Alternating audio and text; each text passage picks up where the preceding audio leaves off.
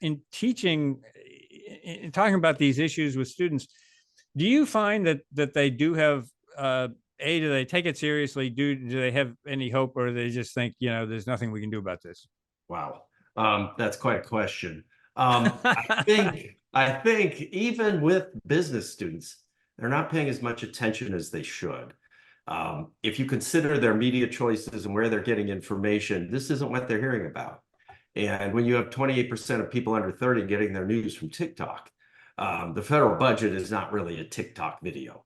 No. So they're not exposed to it. So, I think it's incumbent on us as faculty members and really leaders, in a sense, to bring this to our students. So I open most of my business classes with a discussion of the day's Wall Street Journal headlines, just to bring to their attention what's happening and help them to understand. But I think a lot of them just don't see a way out, and they're watching the world around them changing such that they feel they may not be able to buy a home. They don't feel as secure as they once did. They're watching wars around the world. It's an unstable time. And one of the messages I try to bring to them is, look, we've been here before. We've been in far worse places than we are now. And I think we oftentimes forget that, because we did run through 20 or 30 really good years.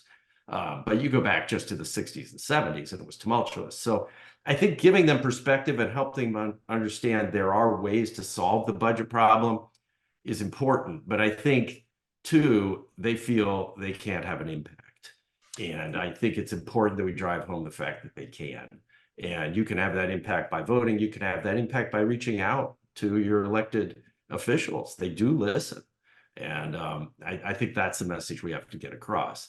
But I do think, Bob, to your point, there's a little bit of despair. There's a little bit of concern that this will get fixed through a crisis, and they're just waiting for the crisis.